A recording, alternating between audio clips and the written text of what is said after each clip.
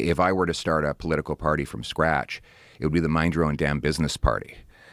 Just get the government to do its job well, do 4 or 5 things really well, and then let people live their lives. Well, that sounds very reasonable. Yeah. Yeah, I mean, anybody that doesn't go along with that, anybody that's opposed to that doesn't even make sense. No, look, like I said, the way I grew up and everything I've seen ever since, when I talk to farmers or factory workers, electricians, I find they know just as much or more than the so-called experts I encounter on Parliament Hill. Like back during COVID when all these governments were printing money, and all the politicians and bankers said, oh, this is great. Well, look at all this money we get to spend. I'd walk around communities and I'd have like mechanics say, we're going to have inflation. And I would say, yeah, it makes sense to me. And I'd go back to Parliament Hill and the experts would all say, no, there's not going to be any inflation.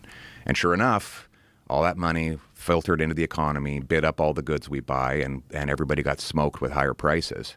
But the point is that it was the common people who don't study this stuff for a living, who don't read endless reports and studies, who could just figure out that if there's money pouring into the economy that's not matched by goods and services, it's going to bid up the cost of everything.